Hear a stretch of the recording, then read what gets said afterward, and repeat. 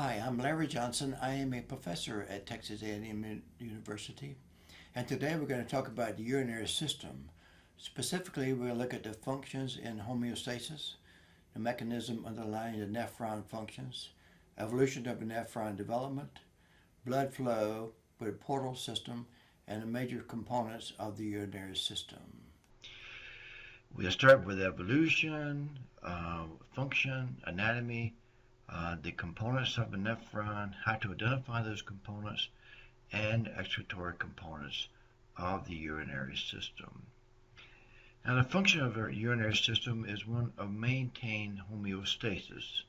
It wants to rid the body of waste, urea, uric acid, creatinine, and salts, and to preserve the constancy of the extracellular fluid and composition, pH, and volume.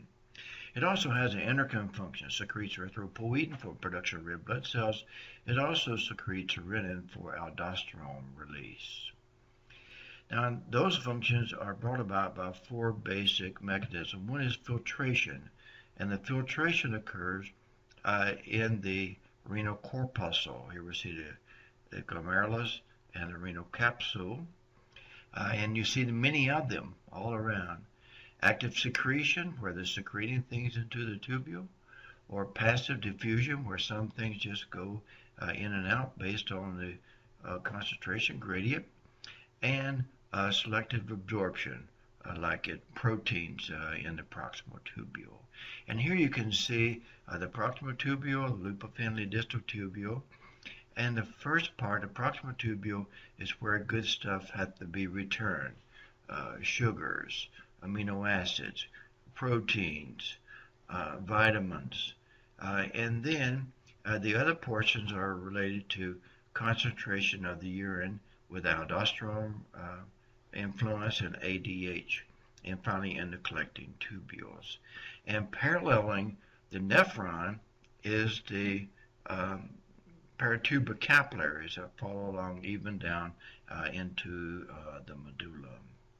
So in terms of evolutionary, whenever animals wanted to escape predators, they first of all were living in the sea, and that's what we see here in the yellow. And then they moved into brackish water. When they moved into brackish water, they had plenty of water, but they had to preserve salt. And that's where we have the development of the glomerulus. So the glomerulus was a capillary tuft that was embedded into the wall.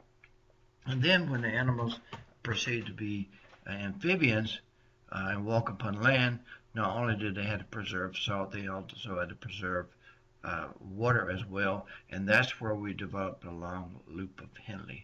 Some of the animals have returned to the sea, some have lost their glomerulus, some still have them, but land animals have this typical makeup where you have glomerulus here and then the long loop of Henle. And so you can see the early nephron, which was just an opening, and the glomerulus was associated with that opening, and then finally the glomerulus was embedded into the wall, as you see there, and also the blood vessels flow. So here we can see where the glomerulus is embedded into the wall. So this is the wall of the nephron that goes around here, and we learn that these are podocytes, and the podocytes and the parietal epithelium, both of those are actually part of the original wall. And so we can see that this is the parietal epithelium here, the podocytes in through there, and the blood capillaries in through here, as we can see.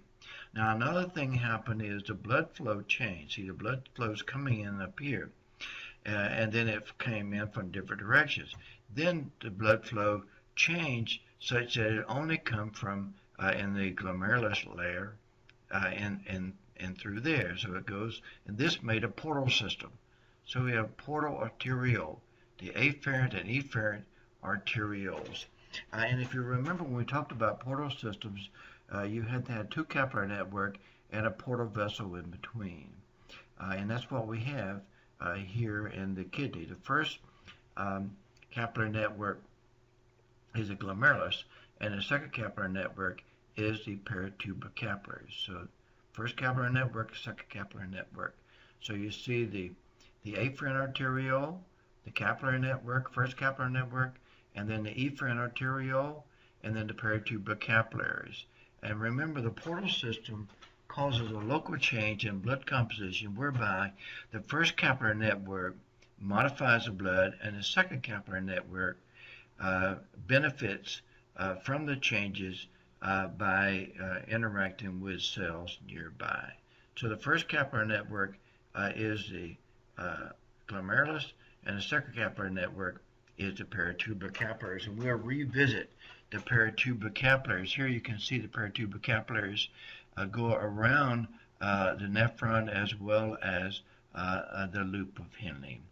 So in the kidney, we have the cortex and the medulla, and you have the pelvis that is continuous with the ureters to the urinary bladder. So the main part of the urinary system is the kidney, ureter, urinary bladder. We also have urethra going out. And so if we look at the kidney, we see a cortex and a medulla. So this is a cortex and a medulla in through here. And the way the blood vessels go is that blood vessels create these little arcuate arteries. This is an arcuate artery that comes in through there. So here's an arcuate artery. It's a little arch because it goes over the pyramid. This is the renal pyramid, pyramid shape with a point over the top at this place where it empties into the renal pelvis.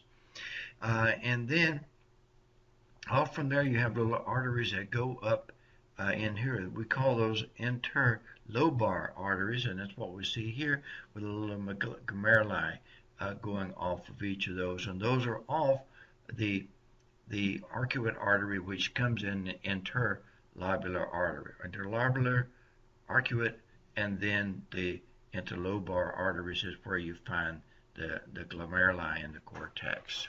We want to thank the original sources of various figures, drawings, images that I might have used during this presentation.